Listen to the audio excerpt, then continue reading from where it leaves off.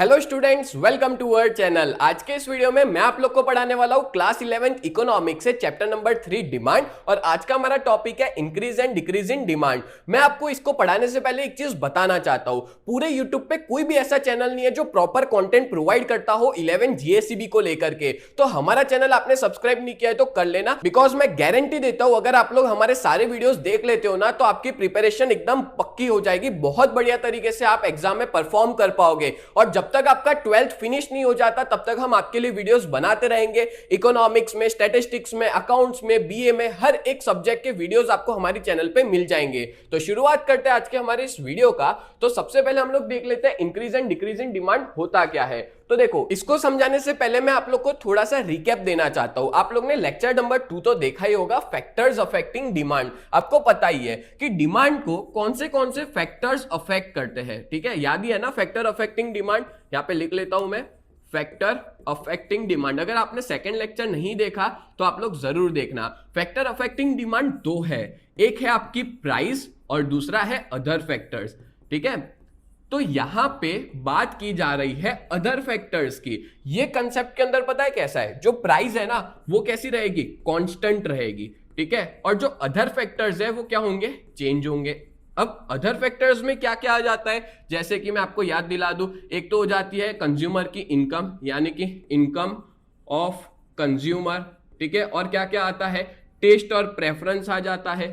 Consumer की income, फिर test and preference आ जाता है। देन क्या था, प्राइस ऑफ रिलेटेड गुड्स आ जाता है, ठीक है। ये सारे कौन से फैक्टर्स हो गए, ये सारे अदर फैक्टर्स है। फिर पॉपुलेशन था, ठीक है। उसके अलावा फ्यूचर एक्सपेक्टेशन रिगार्डिंग प्राइस था, याद होगा आपको ये सारे पॉइंट्स जो थे, फ्यूचर एक्सपेक्टेशन रिगार्डिंग प्राइस, ठीक है। ये सब हमने लेक्चर नंबर 2 में पढ़े थे, ठीक है। तो ये जितने भी अदर फैक्टर्स है ना उसमें बदलाव होगा, और अदर फैक्टर्स में चेंज होने से डिमांड जो है वो चेंज होगी। प्राइस की वजह से चेंज नहीं हो रही डिमांड, यहां पे डिमांड चेंज हो रही है अदर फैक्टर्स की वजह से। बहुत सिंपल लैंग्वेज में मैंने आपको समझाया है, ठीक है। अब हम लोग पढ़ते हैं तो आपको अच्छे से समझ में आ जाएगा। चलो ध्यान से यहां पे सब लोग देखो, पहला जो देके रखा है वो इंक्रीज इन डिमांड का मीनिंग देके रखा है, दूसरा है डिक्रीज इन डिमांड का।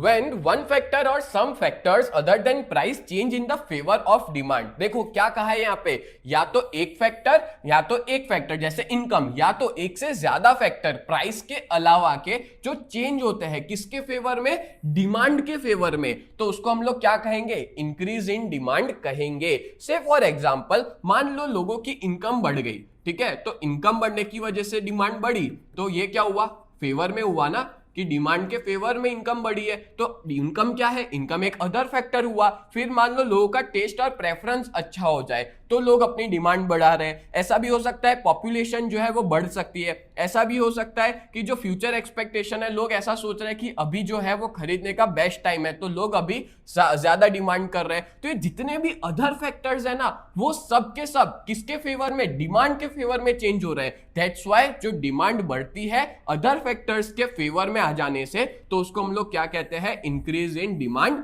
कहते हैं। बोलो क्लियर हुआ। अब इसके बाद वाली जो लाइन है ना वो मैं आपको बाद में समझाऊंगा, जब मैं आपको इसका पूरा डायग्राम एक्सप्लेन करूंगा ना उसके बाद, कि कैसे राइट वर्ड शिफ्ट देखने को मिलता है डिमांड कर्व में, ठीक है। अभी समझाऊंगा, आपको क्लियर नहीं होगा इसलिए बाद में समझाता हूं। फिर हम लोग देख लेते हैं डिक्रीज इन डिमांड। अगर मान लो एक फैक्टर या तो एक से ज्यादा फैक्टर चेंज होते हैं डिमांड के अगेंस्ट में, तो उस टाइम पे डिमांड कम हो जाएगी। फॉर एग्जाम्पल मान लो अदर फैक्टर्स में लोगों की इनकम कम हो गई तो क्या होगा, डिमांड कम हो जाएगी, ठीक है। अगर मान लो लोगों का टेस्ट और प्रेफरेंस जो है वो कम हो गया, मतलब लोग अब नहीं चाहते मैं जो बेच रहा हूं वो, तो डिमांड क्या हो जाएगी, कम हो जाएगी। लोगों का जो पॉपुलेशन है वो कम हो जाती है तो डिमांड कम हो जाती है। मतलब एक फैक्टर या तो एक से ज्यादा फैक्टर्स प्राइस के अगेंस्ट, सॉरी डिमांड के अगेंस्ट में चेंज होते हैं तो उसको हम लोग डिक्रीज इन डिमांड कहते हैं। यहां पे इन दोनों कंसेप्ट के अंदर जो प्राइस है ना वो कैसी रहेगी, कांस्टेंट रहेगी। तो चेंज होगा तो क्या होगा, अदर फैक्टर होगा। अगर अदर फैक्टर फेवर में होगा तो उसको इंक्रीज इन डिमांड कहेंगे। अगर अदर फैक्टर चेंज होगा अगेंस्ट द डिमांड तो उसको डिक्रीज इन डिमांड कहा जाएगा। और जिसकी वजह से एक लेफ्टवर्ड शिफ्ट देखने को मिलेगा डिमांड कर्व में। अब ये लेफ्टवर्ड शिफ्ट क्या है वो मैं आपको बाद में बताता हूं, जिसकी वजह से आपको एकदम अच्छे से क्लियर हो जाए। Hence, increase in and decrease in demand is caused by the determinants other than price. Yes, मतलब factors other than price। कि यहाँ पे जो इंक्रीज और डिक्रीज होगा ना वो प्राइस के अलावा के फैक्टर्स से होगा, ठीक है। ये जितने भी मैंने फैक्टर्स बताए ना उनकी वजह से। बोलो क्लियर हो गया। अब मैं आपको जब इसका डायग्राम और टेबल समझाऊंगा ना तो इस कंसेप्ट को आप 100% बहुत अच्छे से समझ जाओगे, ठीक है। चलो देख लेते हैं इसका टेबल क्या देके रखा है। यहां पे ना टोटल 2 कॉलम दिए, एक दिया है प्राइस और एक है demand. Price of the commodity आप देख सकते हो, जैसे मान लो सबकी प्राइस क्या है, सेम है, ठीक है, और डिमांड क्या है तो भी बदल रही है। प्राइस कांस्टेंट है, अभी मैंने आपको बताया, वापस रिमाइंड करवा देता हूं। प्राइस कैसी रहेगी, प्राइस रहेगी कांस्टेंट, और चेंज किस में देखने को मिलेगा, अदर फैक्टर्स। अब अदर फैक्टर्स को तो हम लोग टेबल में मेंशन नहीं कर सकते, दैट्स व्हाई यहाँ पे वो सब मेंशन नहीं किया। अदर फैक्टर एक भी हो सकता है, ज्यादा भी हो सकते हैं, ठीक है, तो अदर फैक्टर में चेंज हुआ। चलो यहाँ पे ध्यान सबका मैं समझा देता हूं क्या है टेबल के अंदर। फॉर एग्जाम्पल पहले जो प्राइस थी प्रोडक्ट की वो 3 रुपए थी और उसकी डिमांड कितनी थी, 3 थी, ठीक है। अब होता क्या है कि प्राइस तो 3 रुपए ही हो रही है, प्राइस जो है वो यहाँ पे भी 3 रुपए ही है, पर उसकी डिमांड जो है वो कम हो जा रही है। यहाँ पे ऐसा हो सकता है अदर फैक्टर्स में से कि उसकी इनकम कम हो गई जिसकी वजह से उसने अपनी डिमांड को क्या कर दिया, कम कर दिया। ऐसा भी हो सकता है कि वहां पे पॉपुलेशन कम हो गई, या तो लोगों का जो टेस्ट और प्रेफरेंस है वो कम हो गया। तो अगर अदर फैक्टर्स की वजह से कोई तरह का चेंज आता है और जो डिमांड है वो कम हो जाती है, डिमांड कब होगी चेंज, जब अदर फैक्टर्स अगेंस्ट हो जाएंगे तब, ठीक है। तो उसको हम लोग क्या कहेंगे, उसको हम लोग कहेंगे डिक्रीज इन डिमांड। आपको पता है हम लोग ने लास्ट लेक्चर में कंसेप्ट पढ़ा था, वो था एक्सपांशन और कॉन्ट्रैक्शन ऑफ डिमांड। उसमें उल्टा था, उसमें प्राइस चेंज हो रही थी, अदर फैक्टर कांस्टेंट थे। यहाँ पे उल्टा है, यहाँ पे प्राइस कांस्टेंट है, देखो प्राइस जो है वो सेम है बट अदर फैक्टर्स चेंज होते हैं, जो कि हम लोग लिख नहीं सकते, पता नहीं है कौन सा अदर फैक्टर्स में चेंजेस हो रहे हैं। अब मान लो 3 रुपए वही है प्राइस, बट उसके अलावा डिमांड जो है वो चेंज हो रही है। अब देखो यहाँ पे पहले डिमांड 3 थी, अब क्या हो गया, 5 हो गया। ऐसा हो सकता है कि वहां पे लोगों की इनकम जो है वो बढ़ गई है तो लोगों ने डिमांड बढ़ा दी, या तो लोगों का टेस्ट और प्रेफरेंस उस तरह का हो गया है जिसकी वजह से डिमांड बढ़ गई, पॉपुलेशन बढ़ गई, या तो अदर फैक्टर्स के अंदर कोई अलग अलग तरह के चेंजेस आए जिसकी वजह से, मतलब इन फेवर, जो अदर फैक्टर्स है वो इन फेवर में चेंज हुए हैं। अब फेवर में चेंज होंगे तो उसको क्या बोलेंगे, इंक्रीज इन डिमांड। और डिमांड क्यों बढ़ रही है, बिकॉज अदर फैक्टर्स फेवर में चेंज हो रहे हैं। बोलो क्लियर हो गया। तो मैंने आपको पूरा टेबल आपको समझा दिया है। अब आप लोग हमेशा याद रखना, जो डायग्राम होता है ना वो टेबल के ऊपर से ही बनाए जाते हैं। कैसे बनाना है मैं स्टेप बाय स्टेप सिखाता हूं। सबसे पहले आप लोग क्या करना, 2 एक्सिस प्रिपेयर कर लो, एक बना लो एक्स एक्सिस, दूसरी बना लो वाई एक्सिस, और ये हो गया पॉइंट ऑफ ओरिजिन। और हमेशा याद रखना जो एक्स एक्सिस होता है ना उसमें डिमांड, सप्लाई, वो सारी चीजें ही आती है। तो यहां पे मैं लिख लेता हूं, मतलब डिपेंडेंट वेरिएबल, यहां पे मैं लिख लेता हूं डिमांड, और डिमांड जो है वो किसका है, कमोडिटी का है, तो हम लोग लिख लेते हैं शॉर्ट में कमोडिटी, और वो किस में दिया है, इन यूनिट्स के अंदर दे करके रखा हुआ है। डन। अब दूसरा क्या दे के रखा है, प्राइस, प्राइस ऑफ कमोडिटी, जो हम लोग प्रेजेंट करेंगे वाई एक्सिस पे, तो लिख लेंगे यहाँ पे प्राइस ऑफ कमोडिटी, और वो प्राइस किस में देके रखी है, रुपीस के अंदर देके रखी है, तो वो भी लिख लिया। अब यहाँ पे हम लोग पॉइंट्स जो है वो लिख लेंगे, जैसे प्राइस तो सेम ही है तो यहाँ पे 3-3 नहीं लिखेंगे, इक्वल इक्वल गैप में मैं लिख लेता हूं 1 2 3 4 एंड 5, ठीक है। फिर हम लोग एक्स एक्सिस पे लिख लेते हैं डिमांड कितनी हो रही है चेंज, 1 2 3 4 और 5, ठीक है। यहां पे हमने पॉइंट्स लिख लिए। अब ध्यान से देखना, प्राइस कैसी है, सेम है, तो प्राइस सेम है ना, तो एक सीधी लाइन पे ही डिमांड कर्व बनाया जाएगा। कैसे बनेगा वो बता देता हूं। पहले प्राइस कितनी थी, 3, डिमांड कितनी थी, 3, ठीक है। तो यहां पे एक डिमांड कर्व बना देंगे। अब याद होगा आपको, डिमांड कर्व हमेशा अपवर्ड से डाउनवर्ड की तरफ, लेफ्ट टू राइट बनता है, ठीक है। तो यहां पे हम लोग डिमांड कर्व जो है वो बना दे रहे हैं। इसको मैं पॉइंट ए नाम दे दूंगा, पहला डिमांड कर्व है इसलिए हम लोग D1 नाम देंगे। बोलो क्लियर हुआ।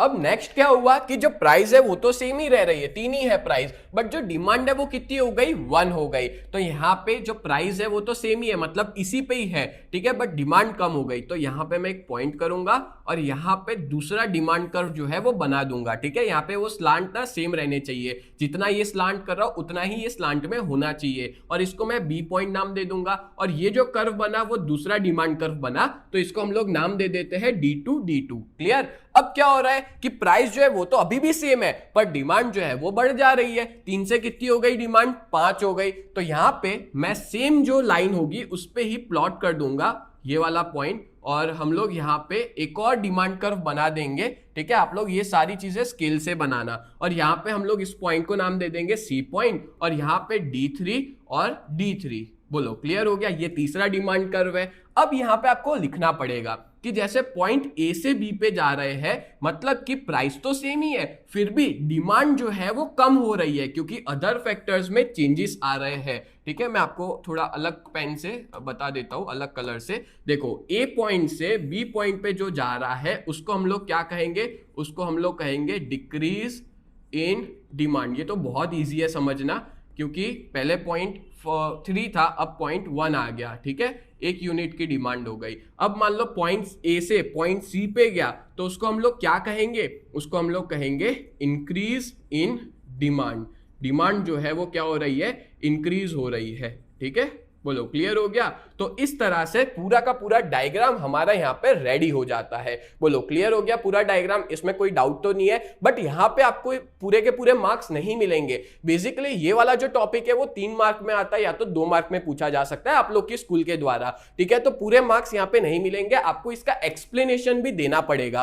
कैसे एक्सप्लेनेशन देते हैं वो मैं आपको समझा देता हूं। तो देखो, यहाँ पे आपको इस तरह से पूरा एक्सप्लेन करना पड़ेगा। In the above schedule and diagram, जो टेबल बनाया था ना उसको स्केड्यूल कहते हैं, और डायग्राम में हमने ये देखा initial demand curve is D1 D1, कि जो पहला डिमांड कर्व था वो D1 D1 था, जहां पे हमने प्राइस देखी थी 3 और उसकी डिमांड थी 3। देखो आप लोग देख सकते हो, पहला D1 D1 है जहां पे प्राइस कितनी है? 3 है, और डिमांड भी कितनी है? 3 है। क्लियर? अब आगे क्या बोला है? This is a point, this is shown at point A on D1 D1। ठीक है, उसको पॉइंट ए नाम दे दिया। देन आगे बात करें, व्हेन प्राइस रिमेन्स कांस्टेंट, यहाँ पे प्राइस अभी भी कितनी है? 3 रुपए, प्राइस कांस्टेंट है, but one or some of the other factors changes in favour of demand. But एक या तो एक से ज्यादा फैक्टर डिमांड के फेवर में चेंज हो रहे हैं, तो डिमांड करना शिफ्ट हो गया किसकी तरफ? राइट की तरफ। ठीक है, फेवर में चेंज हुआ, डिमांड जो कर्व है वो शिफ्ट हो गया किसकी तरफ? राइट की तरफ। तो ए से सी पे गया तो राइट की तरफ शिफ्ट हुआ, मतलब पूरा का पूरा डिमांड कर्व ही शिफ्ट हो गया।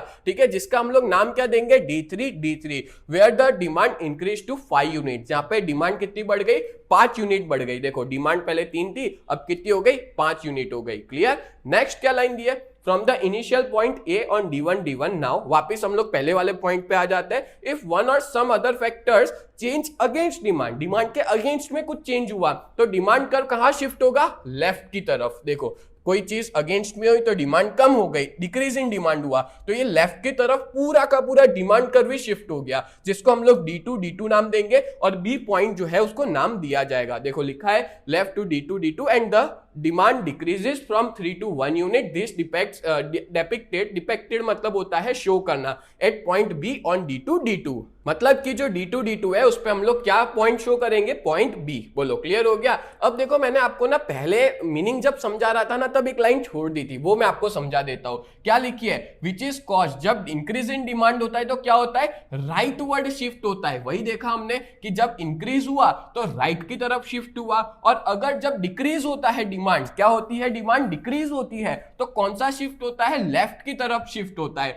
मतलब कि डिमांड डिक्रीज हुई है तो लेफ्ट की तरफ, और इंक्रीज हुई है तो राइट की तरफ। बोलो क्लियर हो गया? तो इस तरह से हमने पूरा का पूरा कंसेप्ट समझ लिया। अब आखिरी में कंक्लूजन देख लेते हैं। Thus, increase and decrease in demand is seen from a map of more than one demand curve। ये चीज भी एकदम सही है कि जो डिमांड की इंक्रीज और डिक्रीज हो रही है ना, वो एक से ज्यादा डिमांड कर्व पे हो रही है। से फॉर एग्जांपल अभी हमने बनाया कि D1 था, D2 था, D3 था, टोटल 3 डिमांड कर्व बने, और जब इंक्रीज होता है तो वो राइटवर्ड शिफ्ट होता है, और जब डिक्रीज होता है तो लेफ्टवर्ड शिफ्ट होता है पूरे के पूरे डिमांड कर्व का। तो इस तरह से 1, 2 और 3 डिमांड कर्व यहाँ पे फॉर्म होते हैं। बोलो क्लियर हुआ? तो आज का ये टॉपिक हमारा फिनिश होने से पहले एक और चीज मैं आपको बता देता हूं कि अगर आप लोग 11th कॉमर्स में और आप बहुत ही बढ़िया तरीके से प्रिपरेशन करना चाहते हो, आपके हर एक कंसेप्ट को पक्का करना चाहते हो, तो आप लोग हमारी इस बैच में ज्वाइन हो जाओ, जिसकी प्राइस है 2999। सिर्फ 3000 रुपए में 4 सब्जेक्ट हम लोग प्रोवाइड करते हैं। एकदम बेस्ट डील है।